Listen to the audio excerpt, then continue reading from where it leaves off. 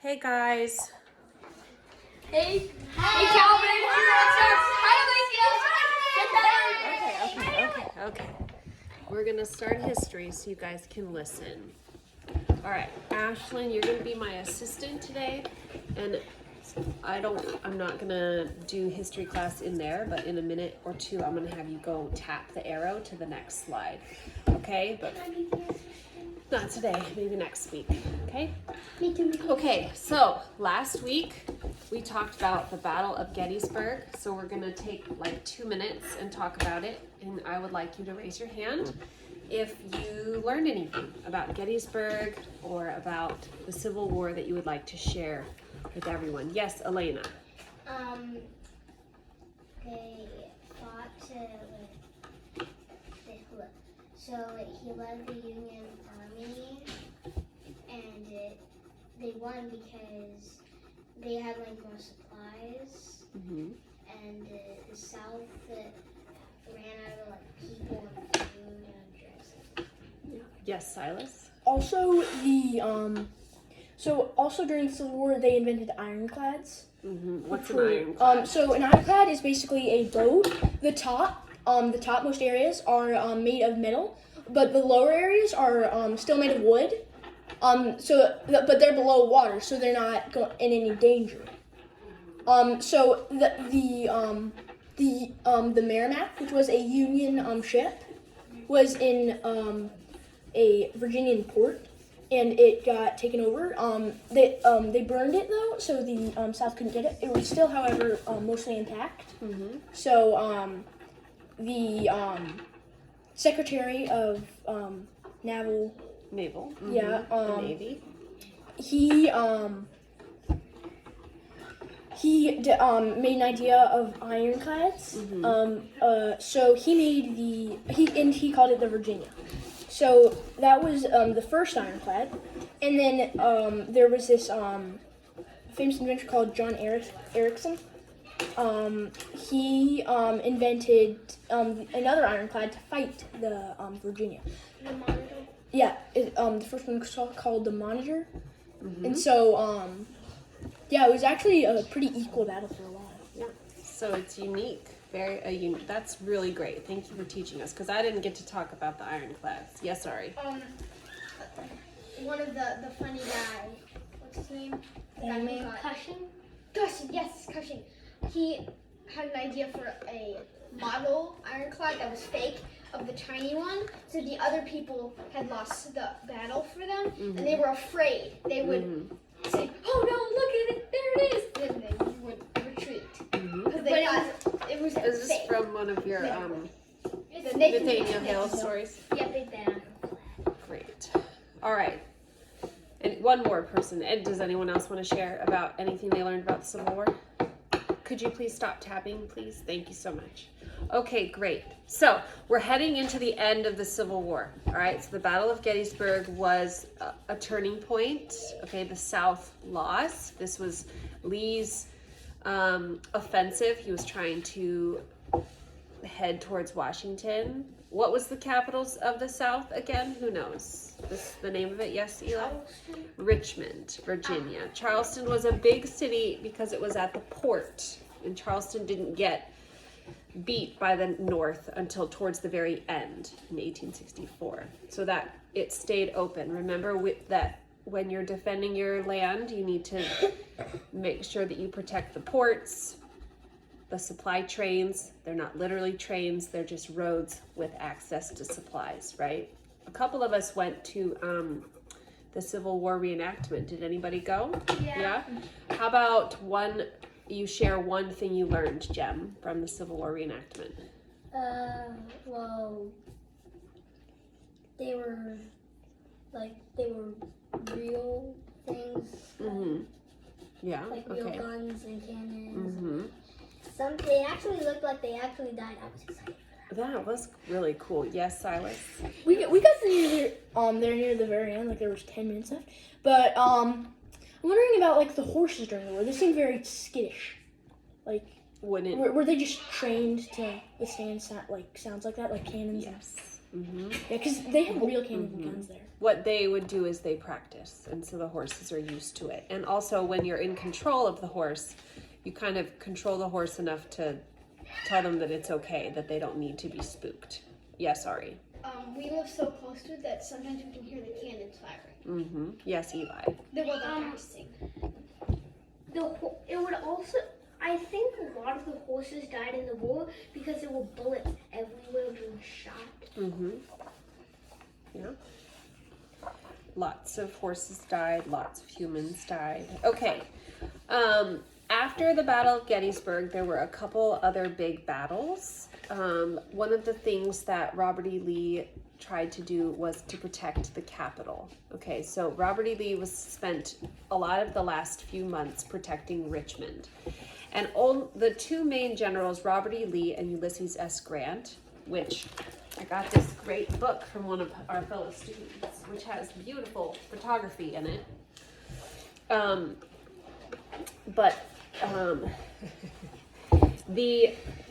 The two of them didn't actually fight that much against each other, okay? We learned in our reading that Lincoln had a hard time finding a general who was as good as Robert E. Lee.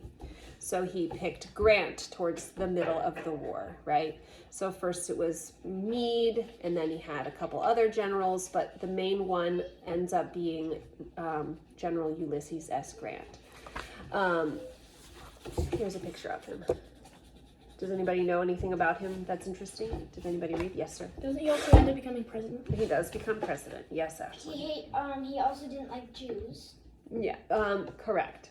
Ashlyn, would you like to talk a little bit more about that? Well, so during the Civil War, Grant ordered some different towns, and one of the small towns that I read about is he took out a bunch of the Jews and made them basically, not exactly, but they had to burn most of their stuff and only carry not very much, and they didn't care if they got sick or anything, and they just made them walk with. Mm-hmm. Why is that interesting? What does that tell you?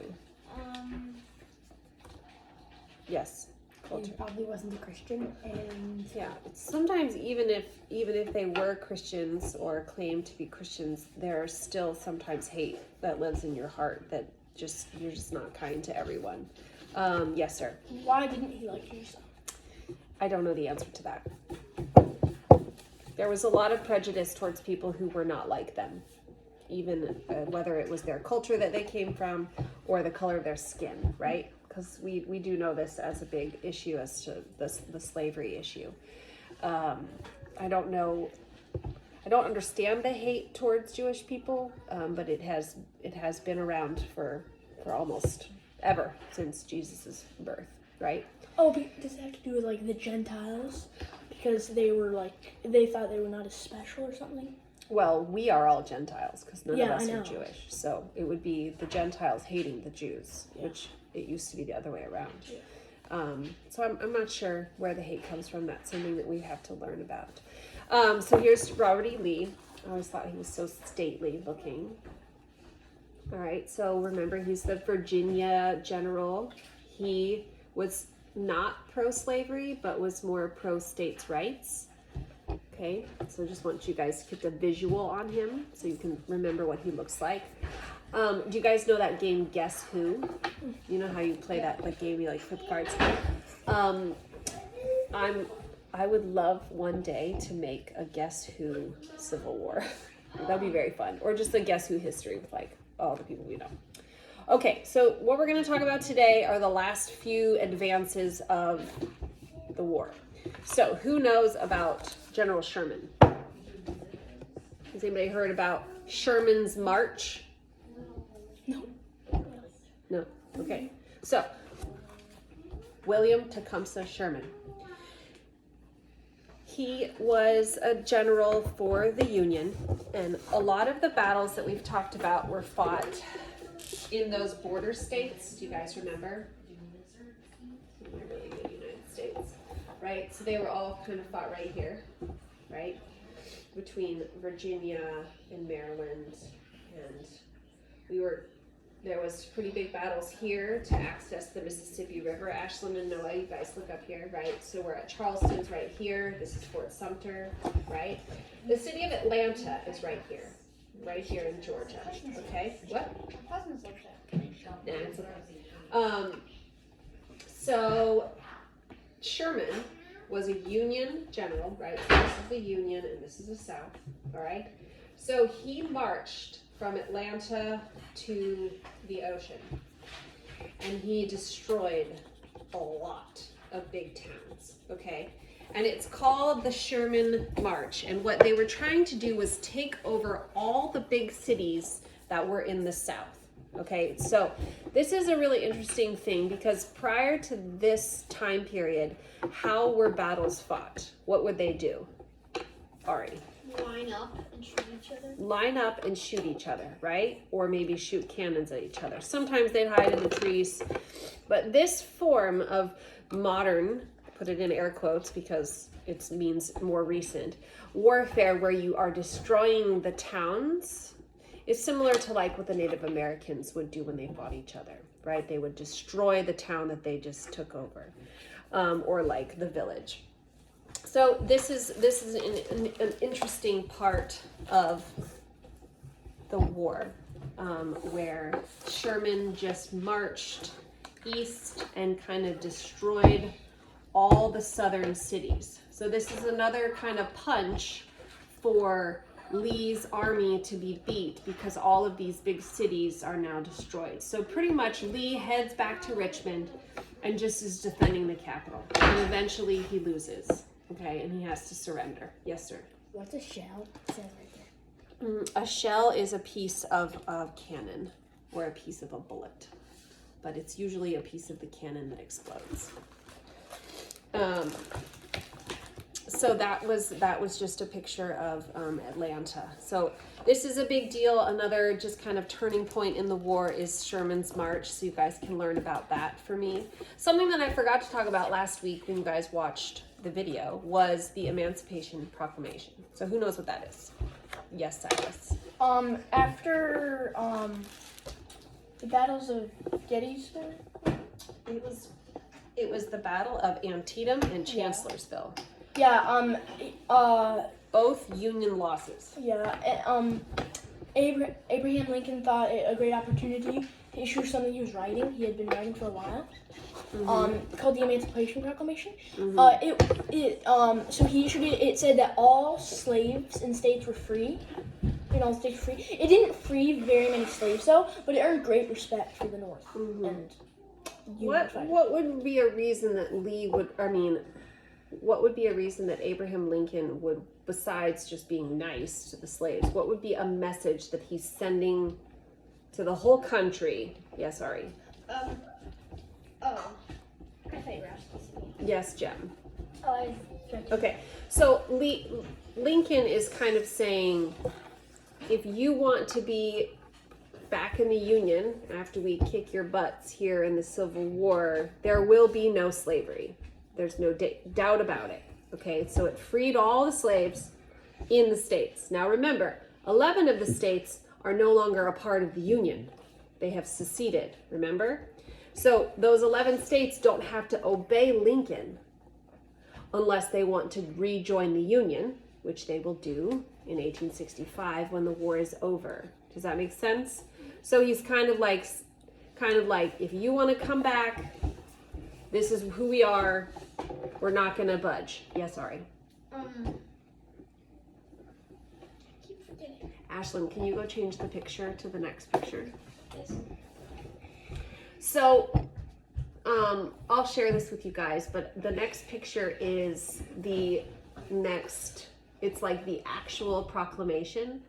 Now, a proclamation from the president sounds kind of funny because it's just like, I proclaim it, right? It's not a law. So not until later can the government discipline you if you keep a slave. So later, in January of 1865, they put a amendment on the Constitution. Do you guys remember what the Constitution is? Okay. So they amend or change the Constitution with the 13th Amendment, which says that slavery is illegal in all the states and the territories. Because remember, the part of the issue of the Civil War were all these new territories out west that were being developed, right? They couldn't decide if they were going to be free slave states or slave states. So the 13th Amendment in January of 1865 changes the Constitution to say that slavery is illegal from there forward. Okay? Yes. So was slavery in the border states, were all slaves freed there, or All the states that were still a part of the Union in this gentle time before the surrender of the South were free. All the slaves were free. Yes. were the border states part of the Union or the South? Some of them were. Some of them were, some of them weren't. Yes, Kentucky was a rebel state, but they did not consider themselves a Confederate state. It's kind of confusing. Again, one of those little kind of minutia that we could study for like a long time and still not know everything. Yes, Eli. If Abraham Lincoln was the leader of the North, who was of the South? Who knows the Confederate president? Jefferson Davis. Do you remember Jefferson Davis? Yeah, so he was the leader of the South. Yes, Silas. Oh no. Oh, okay. I have a great picture of him. I really like this book. I think they're in alphabetical order. I don't know why I'm looking so hard. Yes, sir. Are the Davises part of his line? Probably not. Davis is a pretty common last name, but this is Jefferson Davis. He's remembered for his gaunt face. Okay, you see his big cheekbones. He was kind of gaunt. He was not a nice person. Not a good guy. Ari and Ashlyn, or Jordan, and Jordan keeps asking me who the good guys and the bad guys were. It's so complex, but I could definitely say Jefferson Davis was not a good guy. Okay, Ashlyn, can you go to the next picture for me? All right, so Emancipation Proclamation. I'll send you guys the link to this, what the pictures I'm showing. Okay, so this is a little out of order, but that's okay. So after the Emancipation Proclamation was the Battle of Fredericksburg, okay, and then there was the Battle of, this is Clara Barton, the Battle of Chancellorsville, which tells Lee that he's going to continue to lose. Okay. So the guy in the coffin on the right? That's Stonewall Jackson died at this battle. He lost his arm and then died of pneumonia. Yes, sir. Our cousins lived in Fredericksburg and now they're in Chancellorsville. Oh, cool. Yes. Yes, Ari. No. There's a separate, so his body's in one place without his arm, and then somewhere else there's a tombstone that says Stonewall Jackson's arm. That's right. Yes. They buried his arm. Sorry, Noah. I knew you knew that. I'm very sorry. Yes. Okay, so there's Emancipation Proclamation, then Fredericksburg, then Chancellorsville, then 3 days of Gettysburg. Okay. Yes, sir. And it's weird because the first battle was Fredericksburg and the last one, and the one after that was Chancellorsville. And our cousin lived first in Fredericksburg and then in Chancellorsville. Maybe they're secretly Union soldiers. No, I'm just kidding. Okay, so after that was Vicksburg, which is another Lee defeat, another Grant win. Oh, let's not write on ourselves, honey. He said Max. Oh, Max did it? Well, maybe you should just walk away if someone starts writing all over you. Hopefully that's dry erase mark. Oh, yes. Okay, so we're going to talk about the Gettysburg Address real quick. It's okay. It's Magic Erase fixes everything. It's quite all right. Okay, so we are going to read the Gettysburg Address. Have you guys been listening or reading to it? Listening to it or reading it? Yes. Okay. What are some things that you have heard or like or dislike? Yes, Ari. I liked how he said all men are created equal. Even it would be nicer if he said all men and women are created They mean all people. It would be nicer if they said women. I Because understand. it feels like It does feel like we're left out. Yes, Noah. Well, since they, you've been listening, if you guys have been listening to it a lot, it sounds like men is more, like you're used to it more. But what men? Okay, we're not going to discuss how, it's just a general term. It's almost like a pronoun, which is a word in order to avoid repetition.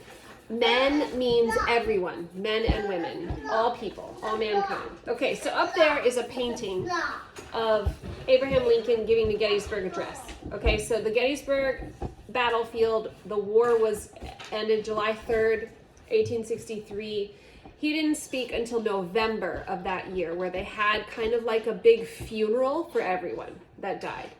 Okay, Ashlyn, if you could go to the next picture. Just remember what this picture looks like, and then the next thing is a real picture of the Gettysburg Address. Okay, and I'll send this to your mom so you can look at it a little bit. Oh, isn't there a real photograph? Can you go to the next one? Oh goodness, there's not one of the Gettysburg Address? Okay. There was a real photograph and it's like really busy and everyone, you can't even see Lincoln. It's not there. Okay, don't worry about it. I'm sorry, I'll show you another time. I had it, it's not there. No. Yes, sir. Can you make us recite the Gettysburg Address? Recite it? Are you ready to recite it? No. Okay, no, we'll keep practicing it. But I just wanted to ask you a couple words to see if you can help me know what they mean. Yeah, you can leave it there. Yep. Elena, can you shut the sunroom door for me? I need to move it. There's Okay. no piano drink. Hey, there's no piano drink. Okay, what does this mean? Alright, it's fine. Okay. Okay. I want you to help me with this sentence.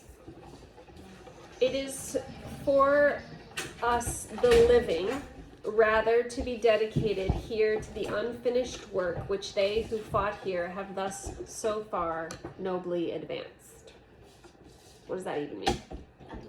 What's the unfinished work that all of these men who died at Gettysburg, what's the unfinished work? Finishing the war. Finishing the war? Yes, absolutely. Ari, or excuse me, Eli? That's what I was. Yeah, that's right. So, Lincoln is saying it's our responsibility to pay back the people who lost their lives here for what they did. So no, we don't have time to read it, but I will fill a bucket of candy for prizes, and if you can recite the Gettysburg Address to me, you may pick a prize from it. Does that sound good? All right, I have a few more minutes. Okay, thank you. You guys are so kind.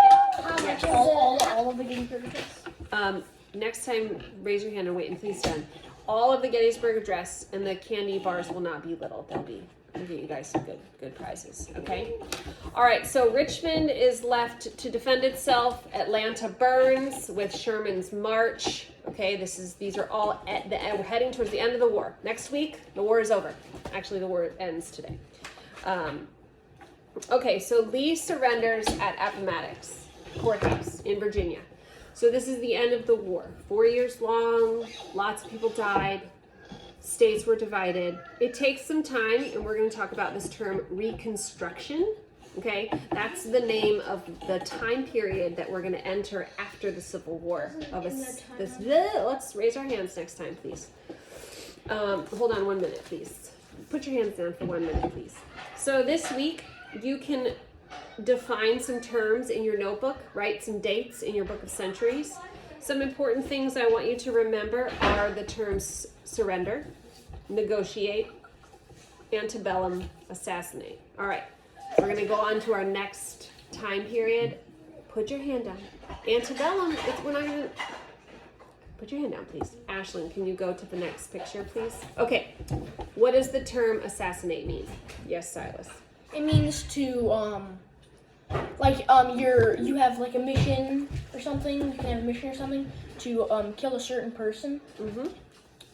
Like sneakily kill. Let's not talk out of turn. Okay, remember when we raise our hand, you wait until you're called upon. Don't raise your hand and then just talk. Okay, assassinate means to kill an important person. If I just go, well, if someone were to go murder the guy walking down the street, that's just a murder, right? But when you assassinate someone, it's someone who's in power or important or a famous person or in authority, and you're murdering them. It's a special word called assassinate. Okay, so Ashlyn, I'm sorry. This is a picture, I forgot to discuss this. This is a drawing of Lee surrendering to Ulysses S. Grant, okay? It's a really important thing to consider, a really humbling experience. I don't know if you guys saw, but at the Civil War reenactment, the Union soldiers won, at least the one we watched, and they were nice to the Confederates. They cheered them, they shook their hands, they said good fight. They didn't just mass murder them all, right? Yes, it was a hateful war, but at the same time, it was kind of like a more friendly ending than what could have happened. Thousands of people died, yes. However, put your hands down for just a minute. There was still a lot of respect for both sides, okay? And they also knew going forward that they still had to work together because the South realized that, okay, they're not going to probably form their own government, so they're going to have to go back to the Union. So it's kind of like a humbling experience. That's why it's sometimes called the war with brothers, okay? Because even though they're not technically related, you still had to respect each other, right? When you guys get into a fight with your sibling, the next day you are still siblings, right? There's nothing that changed that. You still have to be nice and kind and respectful. All right, Ashlyn, go ahead and go change to the next one.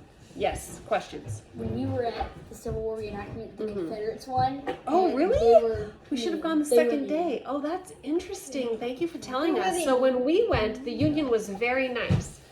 Ashlyn, stay over there because I'm sorry, you're just jumping over. This is a real photograph. I see you now there, Bethany. Thank you. This is a real photograph of them.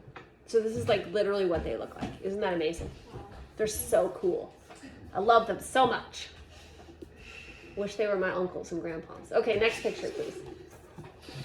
Okay, John Wilkes Booth. Who knows that? Yes, Jem. He was the assassinator of Abraham Lincoln. He was the assassinator, conspirator of Abraham Lincoln. I'm sure you guys know the story of John Wilkes Booth, and we're running out of time anyway. Lincoln goes to a play. He gets shot in the back of the head by John Wilkes Booth. John Wilkes Booth runs away.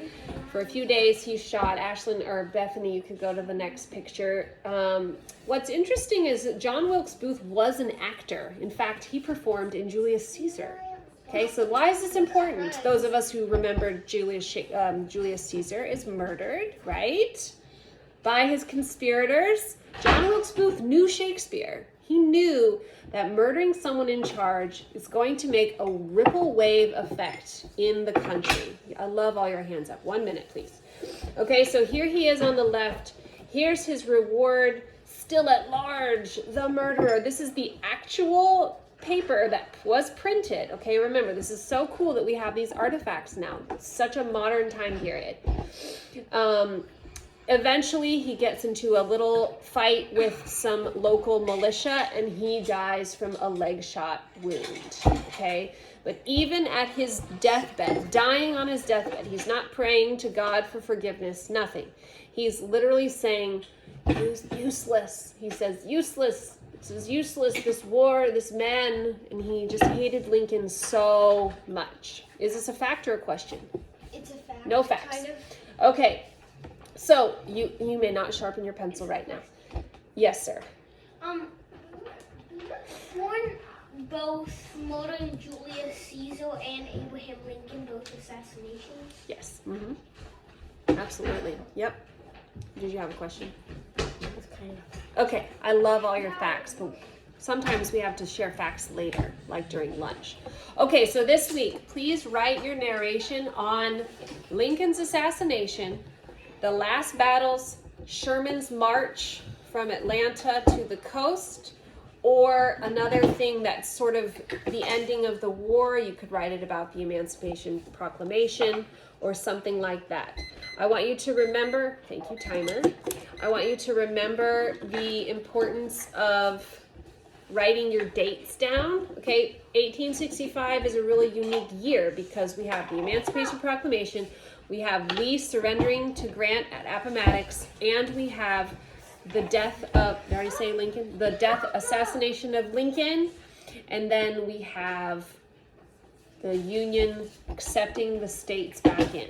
Okay, thank you guys for listening. I'm going to pause this video so Miss